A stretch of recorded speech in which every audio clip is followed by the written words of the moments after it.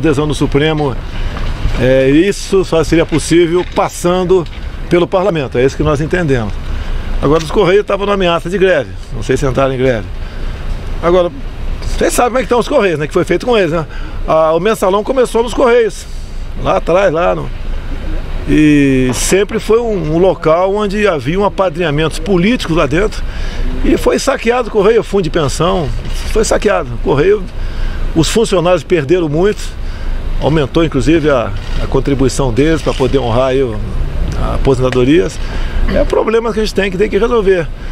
E o Fernando Peixoto é uma pessoa que foi para lá para exatamente ajudar, fazer o melhor para o Correio. No momento ele está fazendo o melhor, tentando aí tornar o Correio, recuperar a credibilidade que eles tinham antes do PT.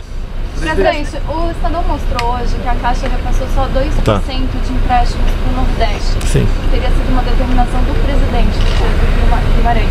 Já pretende conversar com ele? Não, olha só, dá a entender o editorial, a capa da São Paulo, que nós estamos discriminando o Nordeste.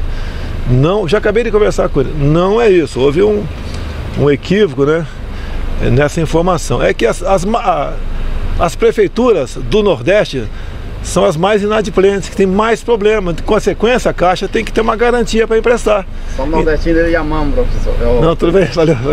Então tá bem claro, né? A gente não faz discriminação, nem quem é o prefeito, qual partido daquela prefeitura a gente discrimina. Mas agora dá a entender que nós estamos discriminando, não é verdade isso aí. Mas pelo levantamento que o jornal fez, há vários pedidos dos estados e municípios do Nordeste e a Caixa não liberou, enquanto de outros estados foram liberados. Depende, aí tem que entrar no particular, né? A data que entregou, se cumpriu as exigências. Eu acabei de falar com o Pedro, se você quiser, eu posso até botar no Viva Voz aqui, ele conversa contigo sobre esse assunto. Quer? Viva Voz? A gente pediu. Você quer Viva Voz? Eu falo com ele agora aqui. Pega meu telefone. Não desliga meu telefone não. Tá. Continua gravando aí. Tá. Geral, agora está analisando o afastamento do Deltan por conta dos afastamentos das mensagens, etc. contra o STF. O senhor é a favor do afastamento? Aí tá forte, né? Como uma vez uma pessoa que estava trabalhando comigo, né, respondeu um telefone e uma pergunta difícil, ele respondeu: isso não está na minha ossada. Eu respondo da mesma maneira: isso não está na minha ossada. Falou? O senhor entende que tem condições de permanecer à frente da investigação da Lava Jato? Oi? Eu não me meto nisso aí, são poderes independentes. Não tenho qualquer interferência nessa questão. Não vou prestar esclarecimentos ao Supremo sobre a morte. O próprio ministro, né? Eu não tenho essa obrigação. Agora é só transcrever o que eu falei para vocês aqui. O que eu falei demais para você? Me responda. O que eu tive conhecimento na época, eu ofendi o pai dele? Não ofendi o pai dele. O que eu tive conhecimento na época, o assunto foi esse. E ontem, por coincidência, eu recebi, não gravei vídeo com ele, estava exaltado, queria gravar um vídeo comigo. O filho do jornalista Regis, que morreu fruto de uma bomba no aeroporto de Recife em 66. E quem botou aquela bomba foi a turma da Ação Popular, a qual integrava o filho o pai do presidente da OAB. Ele tinha 14 anos, se não me engano, naquela época era jovem, mas eu tenho uma matéria da Veja, vou mostrar para vocês, na Página Amarela. Na Página Amarela não tem como o cara fugir, nem como a imprensa distorcer nada ali, dizendo que, em especial no Rio de Janeiro, arrebanhava a garotada com 14 anos de idade nas escolas. Isso é uma verdade, a verdade dói, machuca. Tá certo? Agora eu lamento todas as mortes que tiveram dos dois lados. Se não tivesse aquela vontade de plantar o comunismo no Brasil, não teria acontecido nada disso. Tivesse aceitado a normalidade que acontecia, nada teria acontecido. Então o senhor não se vê obrigado a prestar esclarecimento, presidente? Eu não respondi isso, tá vendo só? Então, perfeito. O senhor vai prestar esclarecimento necessário? Mesmo eu não sendo obrigado, eu presto. Eu não falei nada demais, eu vou entregar o vídeo e vou fazer a degravação e mandar. Eu confio no vídeo da live que o senhor fez. Você falar com o Pedro? Tem a live, tem aqui com vocês também. Ontem o STF pediu cópia das conversas saqueadas, o ministro Moro ia destruí-las, mas o senhor acha que tem... Não está na minha ossada. Pronto, final, pô. O que eu vou me intrometer? O que eu vou me intrometer no Supremo, cara? Eu já tenho problema demais pra resolver, cara. Olha, quem não pegou é a alçada. Eu tô alçado de sacanagem, ok? Presidente, na medida em em que as provas, na verdade, forem consideradas válidas e incriminarem os hackers, elas também, de alguma maneira, acabam considerando que as denúncias, o conteúdo que foi repassado por meio do Intercept da Folha de São Paulo e da revista Veja, se confirmam. Se isso de fato acontecer, o senhor acha que o ministro Sérgio Moro tem condições de permanecer à frente do Ministério da Justiça nessas condições? Até o presente momento eu não tenho problemas com o Sérgio Moro, tá certo? Ele, no meu entender, prestou um grande trabalho à nação há pouco tempo atrás, né, mostrando as entranhas da corrupção aqui no Brasil. Não posso falar nada mais além disso. Já falei para vocês, né? Tive um rápido contato com ele antes das eleições, a pé de mão no aeroporto, que ficou mal entendido, terrível. Tá certo? E depois um telefonema que ele me deu quando estava em Parnaíba, minha cidade, terra de Monsanto. Isso. Vamos fazer Monsanto, lá o Monsanto está sendo 10. Minha mãe, quer dizer. Nós vamos competir com Petrolina ou vamos nos alinhar com Petrolina para exportação de frutas. Vai ter uma irrigação maravilhosa lá. E devo estar lá esse mês ou não? Devo estar em Petrolina esse mês. Você é de lá? Sou de lá. Vamos nos encontrar lá, pô. Tá ok? Quem sabe você me paga um café na tua casa aí. Mas eu nasci lá. Eu não sei, o que tu tá falando aqui? Pedro! Não, peraí. Ô Pedro, eu tô com uma penca de jornalista do meu lado aqui, questionando a questão de um percentual pequeno de empréstimo para prefeituras da região Nordeste. Posso botar no Viva Voz? Ó, Viva Voz, Pedro autorizou aqui para saciar aqui a nossa imprensa logo cedo aí. Pois não, primeira pergunta aí. É isso que responde essa questão que te passei, Pedro. Tá ótimo. Não existe nenhuma indicação para não favorecer uma região ou outra, isso não existe. Pelo contrário, no Caixa Mais Brasil a gente começou pela região Norte e Nordeste, de 40 finais de semana, só agora no 22º a gente está em São Paulo. Nós esse ano liberamos muito mais dinheiro, inclusive para a região Nordeste. O que acontece é que você tem uma série de esteiras de análise. Nesse momento nós estamos analisando inclusive um Finisa para o estado da Paraíba e para a cidade de São Luís. Então não há esse 2%, 2,2% não é nem algo que nós reconhecemos. Então isso daí, presidente, é algo que simplesmente pegaram um dado específico, mas vai ser normalizado. Agora, se é 20%, se tem que ser 15%, essa é uma análise técnica. A Caixa Econômica Federal é o banco da matemática. Tá ok, Pedro? Obrigado. É igual o desmatamento aí. Valeu. Obrigado aí. Só mais uma pergunta. A questão da demarcação. Um abraço, até mais.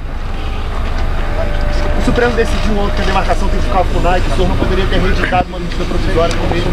Teve uma falha nossa, eu já adverti a minha assessoria, teve uma falha nossa. A gente não poderia no mesmo ano fazer um EP de uma assunto que estava dizendo, houve falha nossa, já. Falha minha, né? É minha, porque eu assinei, pô. Aqui a questão foi eu. Considero acertada, sem problema nenhum. Não é questão de reservas indígenas. Nós temos que resolver esse assunto, não dá para continuar assim. Tá? Nós temos, por exemplo, que explorar potássio na foz do Rio Madeira. Nós exportamos quase 100% do potássio da União Soviética, da Rússia, né? E temos problema lá com reservas indígenas. O índio tem que ser dono de fato da sua terra. Explorar, garimpar se quiser, com lei, plantar, arrendar, explorar turismo. Tá? Tem aldeia indígena aí que o pessoal pode ficar numa boa explorando turismo na sua área, mostrando a sua tradição, sua cultura, riqueza, maravilhas naturais. Hoje o Datafolha mostrou que 86% da população contra garimpar. Datafolha? Puta merda. Não, mas pode ser. Eu acredito que possa ser um número realmente compatível. Que não é, pro lado de cá, quando se fala em garimpo, vem a imagem do cara com jato d'água desbarrancando tudo, né? De vez em quando alguém com escafandro no fundo do rio. Não é assim esse garimpo. Esse garimpo é o industrial, pô, geralmente, né? Não é assim. Agora o garimpeiro, eu não sou historiador não, tá? Mas tudo que nós devemos do oeste de Tordesilhas para cá, Tordesilhas foi 1494, se eu não me engano, Tordesilhas. América foi 492, olha só, o pessoal estava descobrindo já, certo? Que essa parte de cá era muito rica, né? Depois, 1700 e pouco, 750, foi revogado o Tratado de Tordesilhas. Mas devemos isso àqueles que no passado tinham espírito de garimpeiro. E o que acontece? O garimpeiro, tudo pega mal pro Brasil. Tá? Agora o pessoal lá de fora, quando fala em floresta, né? Eles não falam da floresta dele, falam da nossa. Fala da nossa mata ciliar, mas não fala da deles, que tem 2 palmos apenas.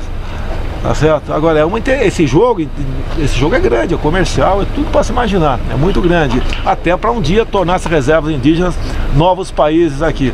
Agora o garimpeiro, meu pai já garimpou por um bom tempo, eu peguei essa febre, sempre andei na minha Brasília, né, que eu comprei em 77, com uma bateia, um jogo de peneira. Depois que eu me casei, quando parava num canto qualquer, não tinha essa violência toda no Brasil. E minha jovem esposa reclamava, quando vinha o riozinho eu parava e ela dá uma faiscadinha só, é uma febre isso aí. E o garimpeiro vive disso, são seres humanos, se você não regulamentar, não legalizar, eles vão continuar fazendo isso. Tá? Explorando às vezes, né, de forma inadequada. O que nós queremos? Dar dignidade ao garimpeiro, fazer o casamento da exploração sustentável, o meio ambiente, e evitar o uso de mercúrio que em parte existe. É isso que nós queremos, mais nada. Presidente, reforma tributária, tem previsão de... Agora, desculpa aqui, só complementar aqui. Você pode ver, eu estou devendo para vocês, eu quero passar os dados concretos desse roubo de ouro. De onde veio, para onde foi, e o que é mais importante, vocês querem saber. Quanto fica de imposto no Brasil, meu Deus do céu? Eu quero mostrar para vocês, cada quilo de ouro, quanto fica aqui. São empresas, uma empresa de fora do Brasil, nada contra, fez contrato, vamos honrar. E agora, por que o garimpeiro não pode tirar também o seu ouro ali? O projeto sai semana? Não posso garantir. Não posso garantir porque envolve muita coisa. E eu costumo conversar com alguns parlamentares nesse sentido, para não ter um impacto no parlamento. O que eu tenho vontade de fazer, eu tenho conversado, antes de apresentar um projeto polêmico, né, que vai dar, a gente publicar em DOIA, projeto de lei, publicar proposta de projeto de lei, ou anteprojeto de lei, para ter críticas, tem coisa de mandar para o parlamento, chega com menos. Essa é uma ideia, Dá para a opinião pública, tratar sim. Até para ver conversas que o senhor já está tendo com alguns parlamentares, o senhor acha que o caminho... Não conversei com o parlamentar durante a pré-campanha e a campanha também, em especial quando tive no Pará, né? Tive várias cidades no Pará. A questão também em Roraima é muito claro isso daí. Tem rios ali limítrofes do Brasil com outros países que o pessoal começa a tirar ouro no teu lado, quando percebe a fiscalização, anda 20 metros, passa por lá de lá e está tudo resolvido.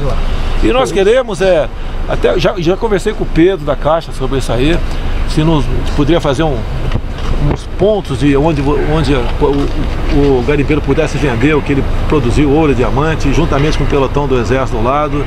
Está bastante conversado isso aí. Presidente, o senhor, quando era deputado federal, apresentou uma emenda junto com o seu filho Eduardo Bolsonaro, defendendo aí a não vinda dos parentes dos cubanos que prestavam serviço aí para o Mais Médico. O senhor mudou de ideia? Porque o discurso do senhor foi em outro sentido. O meu projeto de emenda era para trazer a família. Mas que não pudessem trabalhar, não é isso? Os dependentes não podiam trabalhar. Não tem nada disso. Jamais eu escreveria uma coisa no projeto. Vai o cubano aí, traz a esposa. Se ela quiser trabalhar, sem problema não. O que eu defendi, junto com o Conselho Federal de Medicina, até tive com eles ontem, era que pudesse trazer a família, recebesse o salário integral. Acho que é só, e tem mais um item que eu esqueci aqui, basicamente isso aí. Agora nós temos quase 2.000 cubanos aqui dentro, que eu tenho conversado com o Mandetta, né? Que existe reação de outro setor da sociedade, né? Seria ele ficar no máximo mais 2 anos como médico em locais onde seria determinado pelo governo, acabou os 2 anos, faz o revalida, ou faria um revalida agora intermediário, não sei como é que seria isso aí, revalida presencial, tá, para poder ficar esses 2 anos, até para não ficar jogado por aí esses caras, porque esses caras fugiram de uma ditadura, pior, eu não sei se é pior, né? Acho que é pior do que a venezuelana. A intenção são seres humanos, falei durante a campanha, tive com alguns cubanos que dariam asilo para eles, pode nos buscar que a gente dá esse visto para eles e queremos que eles sejam inseridos na sociedade. Eu acho que grande parte deles casaram, juntaram, tiveram filho aqui, o que é natural. A ditadura cubana separou famílias, separou esposas e filhos, fizeram uma covardia. E eu não vi ninguém falar que aquilo era um ato desumano. Não vi. Não vi o Ministério Público do Trabalho questionar a questão salarial deles também, a condição como viviam, não vi. Tá certo? Alguns jornais disseram que o senhor desistiu de extinguir assim, isso iria mudar a agência. Não, por um momento, tem um decreto para vir para Brasília. Já começou a pressão para não deixar tudo como está. Tá certo? Já apresentou o rascunho uma versão parecida com o dinheiro da Lei Rouanet. Está sendo estudado ali. Mas então a ideia não, se eu puder recuar, eu recuo. Quantas vezes você fala que eu recuei? Tá? A ideia é manter a Ancine hoje. Tem a questão do audiovisual que emprega muita gente, então tem que ver esse lado, não é apenas a Bruna Surfistinha. Tá, se fosse aí 40 anos atrás, eu tava vendo o filme da Bruna Surfistinha. Hoje eu não vou ver não, fica tranquilo. Tá aqui. Agora o que não pode é dinheiro público para esse tipo de filme. Tá? Não é censura, não proibir. Eu não estou falando que vou censurar isso aqui, até que não tenho poderes para isso. Agora, com dinheiro público, não. Talvez tirar o fundo de fomento da Ancine. Existe a possibilidade, conversei com o Paulo Guedes, daí pintou a história ali de redirecionar. Falei, não, que eles puderem extinguir o imposto, extingue, acaba com o imposto. Acho que o Estado, minha opinião, né, pode não ser mais gente do meu lado, tem gente muito mais inteligente do que eu, sei disso, tá certo? Para dar uma nova direção. Presidente, só a questão que eu falei dos cubanos é que tem aqui as notas aqui de eu falei o quê? Fala aí. Preste atenção, está na medida provisória. Cada médico cubano pode trazer todos os seus dependentes. E a gente sabe um pouquinho como funciona a ditadura castrista.